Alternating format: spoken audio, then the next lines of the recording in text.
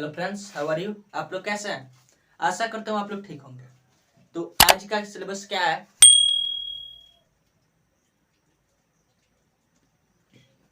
आज का सिलेबस है मानव नेत्र तथा रंग बिरंग संसार। तो ये क्या होता है आखिर? तो उस दिन बताए थे जब पहला चैप्टर पढ़ा रहे थे क्या प्रकाश का परावर्तन। तो क्या बताए, किसी भी वस्तु को देखने के लिए क्या चाहिए? हमें दो चीज रहना अनिवार्य है। क्या क्या? पहला प्रकाश, दूसरा नेत्र। मान लीजिए क्या ये प्रकाश को बंद कर दे, देखिए यहाँ पे इसको इसे बंद कर दे तो अंधेरा दिखाई देगा, आया समझ में। और प्रकाश यहाँ पे आ जाए तो क्या उजाला दिखाई देगा, आया समझ में। अब देखिए यहाँ पे तो कोई भी वस्तु को देखने के लिए हमें दो चीज चाहिए। क्या चाहिए? दो चीज चाहिए। क्या क्या? पहले प्रकाश और दूसरा नेत्र चाहिए। अब देखिए नेत्र आखिर होता क्या है? तो नेत्र क्या होता है? एक प्रकाशीय यंत्र है। क्या है? एक प्रकाशीय यंत्र है। क्या होता है? प्रकाश पर ही काम करेगा, नहीं तो काम नहीं करेगा, आया समझ में। प्रकाश रहेगा तो दिखाई देगा, नहीं रहेगा तो दिखाई नहीं देगा। तो क्या बोलेंगे नेत्र के बारे में? तो नेत्र वह प्रकाशीय यंत्र है जिसके द्वारा हम क्या करते हैं, किसी भी वस्तु को देख पाते हैं, उसी को क्या कहेंगे? नेत्र कहेंगे। देखते हैं नेत्र का संरचना कैसा होता है। अब देखिए यहाँ पे सबसे पहले देखते हैं क्या आगे से। भाई देखिए ये क्या है? नेत्र लेंस। क्या है? नेत्र लेंस। और नेत्र लेंस क्या होता है? तो नेत्र में जो ये लेंस लगा हुआ है इसी को कहते हैं नेत्र लेंस। नेत्र लेंस कौन है? ये होता है उत्तल। क्या होता है? उत्तल लेंस लगा होता है। एग्जाम में पूछता है कि नेत्र में कौन लेंस लगा होता है? तो उत्तल लेंस लगा होता है। कौन लेंस? उत्तल लेंस, आया समझ में। अब देखिए यहाँ पे इसे जो गोलाकार भाग दिखाई दे रहा है इसी को क्या कह देंगे? नेत्र गोलक। क्या कहेंगे? नेत्र गोलक, आया समझ में। तो नेत्र के गोलाकार भाग को क्या कहते हैं? नेत्र गोलक कहते हैं। अब यहाँ पे देखिए ये तो हो गया नेत्र गोलक। नेत्र गोलक में देखिए आगे क्या होता है? उभरा होता है। क्या होता है? उभरा होता है। उसी को कहेंगे क्या? कर्निया। क्या कहेंगे? कर्निया कहेंगे, आया। तो ऐसा समझ में। तो नेत्र में उभरे हुए भाग को क्या कहते हैं? कर्निया कहते हैं। तो नेत्र में क्या होता है? कर्निया उभरा होता है। क्या होता है? उभरा होता है। और देखिए यहाँ पे इसे क्या कहेंगे? कर्निया तथा नेत्र लेंस के बीच में जो द्रव भरा होता है उसे जलीय द्रव या नेत्रोड कहा जाता है। क्या कहा जाता है? जलीय द्रव या नेत्रोड कहा जाता है। देखिए यहाँ पे इसके बीच में इसे द्रव भरा गया होता है। कैसे? ऐसे। इसे क्या कह देंगे? जलीय द्रव या नेत्रोड कह देंगे, आया समझ में। अब देखिए यहाँ पे ये होता है, देखिए क्या इसे हम कह देंगे श्वेत पटल। अब इसके पहले बताए थे क्या, इसको क्या कह देंगे? श्वेत पटल।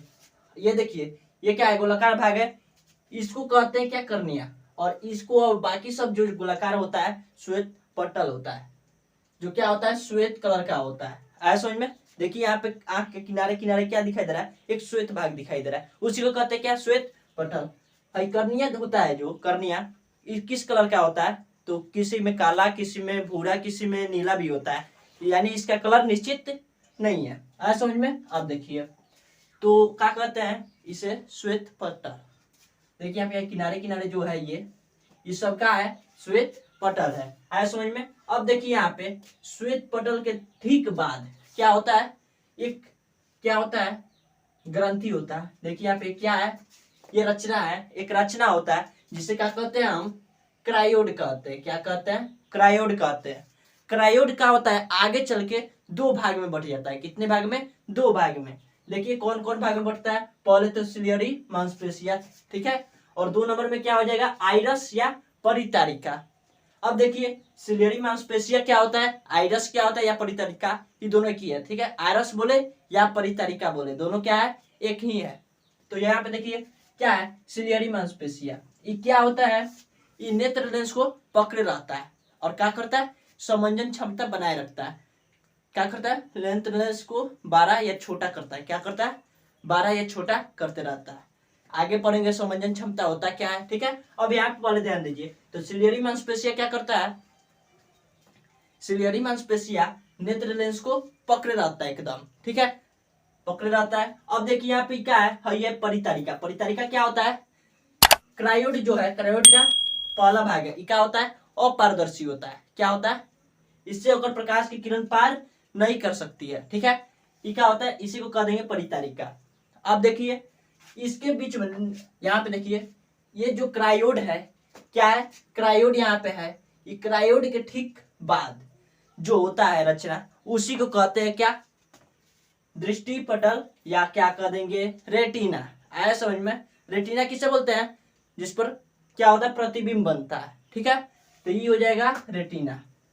तो रेटिना कहाँ होता है, क्या होता है, क्रायोड जो होता है, क्रायोड के ठीक बाद वाला संरचना को ही क्या कहते हैं, रेटिना कहते हैं।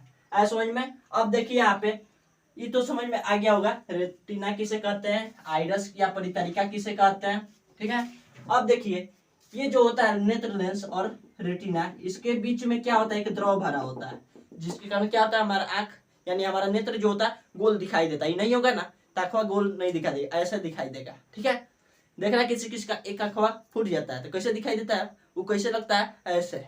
ठीक है, अब देखिए यहाँ पे ये क्या है, इसके बीच में इसे क्या द्रव भरा होता है, क्या भरा होता है, द्रव, जिसे क्या कहते हैं, इससे बोल देते हैं कंचाभ द्रव। ये क्या करता है, ये कंचाभ द्रव जो होता है नेत्र का क्या गोलाकार आकार प्रदान करता है। क्या करता है, गोलाकार आकार प्रदान करता है। ये नहीं होगा तो क्या होगा, नेत्र गोल नहीं होगा। ऐसा समझ में? चलिए यहाँ पे ध्यान दीजिए। और साथ साथ क्या करता है, रेटिना का सुरक्षा करता है। क्या करता है, साथ साथ रेटिना का सुरक्षा करता है। तो एग्जाम में पूछेगा कि रेटिना का सुरक्षा कौन द्रव करता है, कौन करता है, तो कंचाभ द्रव करता है। कौन करता है, कंचाभ द्रव। और ये जो नेत्र लेंस है, इसका सुरक्षा कौन करता है, तो ये जलीय द्रव या नेत्रोड इसे बोला जा सकता है। ठीक है, जलीय द्रव या नेत्रोड। ये कहाँ होता है, कर्निया तथा नेत्र लेंस के बीच होता है। कौन होता है, नेत्रोड अर्थात जलीय द्रव। और ये क्या है, कंचाभ द्रव। कंचाभ द्रव कहाँ होता है, तो कंचाभ द्रव कहाँ होगा, नेत्र लेंस तथा रेटिना के बीच में होगा। ऐसा समझ में? तो ये क्या है, कंचाभ द्रव है, तो कहाँ होता है, नेत्र लेंस तथा रेटिना के बीच होता है।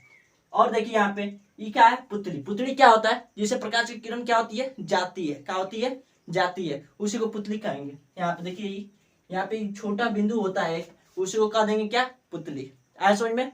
अब देखिए नेत्र क्या, देखने के बारे में, मतलब नेत्र कैसे काम करता है उसके बारे में जानते हैं। देखिए यहाँ पे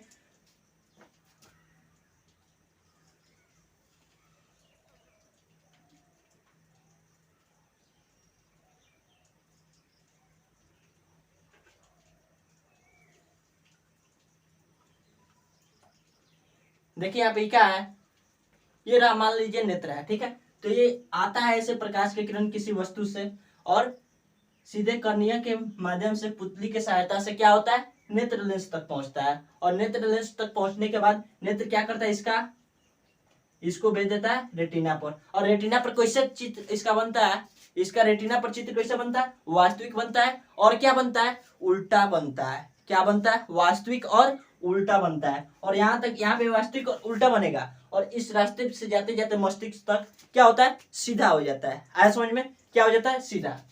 अब यहाँ पे ध्यान दीजिए, ये जो है प्रकाश स्नायु, या क्या हो जाएगा, दृष्टि तंत्रिका, दृक् तंत्रिका। ऐसा समझे? प्रकाश स्नायु क्या होता है आखिर, तो जहाँ पे प्रकाश क्या हो, न जा पाए। क्या होता है, प्रकाश जहाँ पे नहीं जा पाए उसी को कह देंगे क्या, प्रकाश स्नायु या स्नायु। ऐसा समझ में? प्रकाश स्नायु या दृक् तंत्रिका। चलिए, तो ये रहा नेत्र के बारे में। आया समझ में? तो नेत्र कोई खास नहीं है, नेत्र के बारे में जानना क्या कोई खास नहीं है। अब देखते हैं क्या नेत्र का समंजन क्षमता क्या होता है, उसके बारे में पहले हम चर्चा किए थे।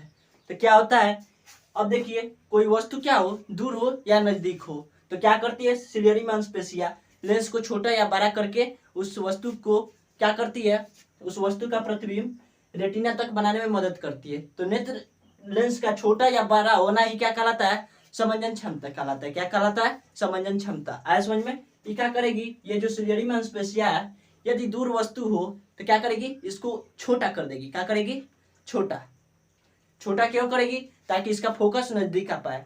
नहीं तो दूर होगा तो मालूम चलेगा इसका फोकस यहाँ पे नहीं आकर यहाँ पे आ गया, तो क्या होगा, इसका प्रतिबिंब यहाँ पे बनने लगेगा, तो वस्तु क्या होगा, दिखाई नहीं देगा। अब देखो यदि नजदीक हो तो उसको क्या करेंगे, बड़ा करेंगे, ताकि उसमें जितना प्रकाश आ रहा है क्या हो, नेत्र के अंदर जाए, ताकि क्या हो, हमें दिखाई दे। आया समझ में? तो क्या बोलते हैं हम, समंजन क्षमता किसे कहते हैं, तो क्या लेंस का छोटा या बड़ा होना ही क्या कहलाता है, समंजन क्षमता कहलाता है। आया समझ में? बस अब देखना है क्या, दृष्टि दोष। बस इसमें इससे अधिक नहीं जानना है, बस दृष्टि दोष अब देख लेते हैं। उसके बाद क्या कर लेंगे, प्रिज्म के बारे में थोड़ा सा जानेंगे, चैप्टर खत्म। अब देखिए इसमें और अधिक नहीं जानना है, इतना आप लोग याद कर लीजिएगा। इसमें से ऑब्जेक्टिव एक ना एक पूछेगा ही पूछेगा। आया समझ में? अब देखिए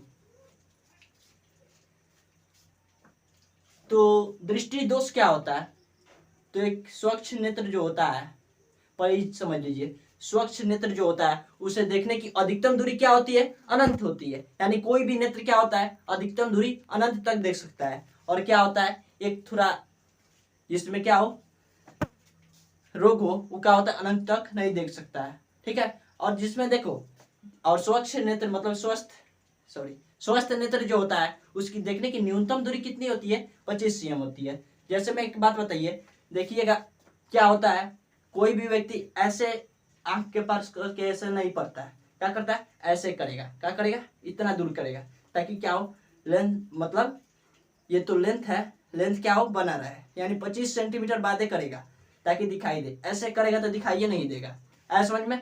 तो क्या होता है, किसी भी स्वस्थ नेत्र का नजदीक वस्तु क्या होता है, नजदीक बिंदु देखने की 25 cm क्या होता है, 25 cm। यहाँ पे ध्यान दीजिए 25 cm, यानी 25 cm तक कोई वस्तु हो तो दिखाई देगा, और 25 cm के पास हो तो नहीं दिखाई देगा। जैसे मैं यहाँ पे देखिए, यहाँ तक ला रहा है, कहा दिखाई दे रहा है, हमें नहीं दिखाई दे रहा है। उसमें देख रहा है मोबाइल में तब दिखाई दे रहा है, अर्थात कैमरा में देख रहा है तो दिखाई दे रहा है, लेकिन यहाँ पे देखिए ऐसे ला रहा है तो हमें नहीं दिखाई दे रहा है कि आग के पास क्या है।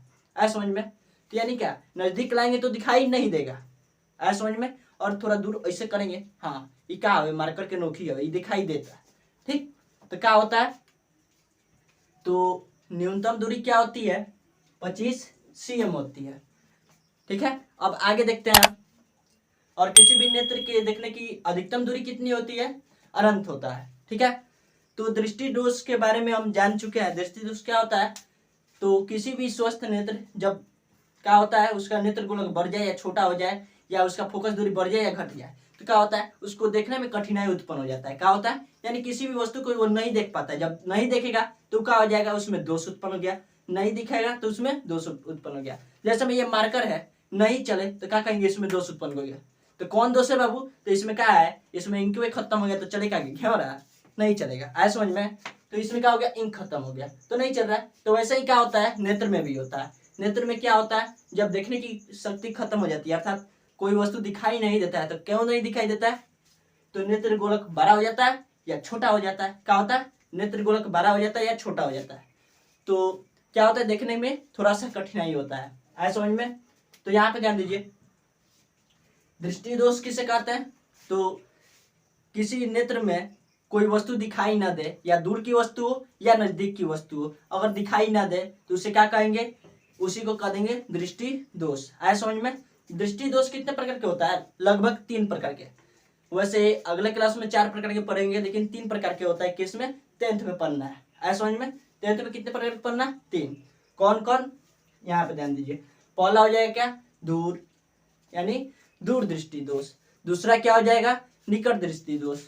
और तीसरा क्या हो जाएगा, तीसरा हो जाएगा तुम्हारा ज्यादा दूरदर्शिता।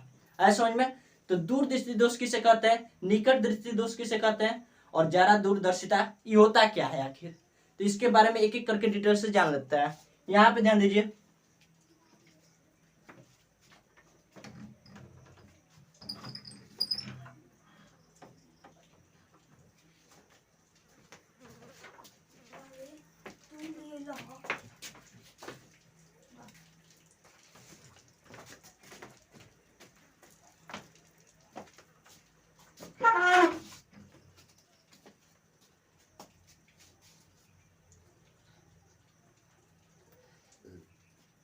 तो किसे बोलते हैं दूर दृष्टि दोष, तो नेत्र का वैसा दोष जिसमें क्या होता है, दूर की वस्तु दिखाई देता है लेकिन नजदीक की वस्तु दिखाई नहीं देता है, उसे क्या कर देंगे, दूर दृष्टि दोष।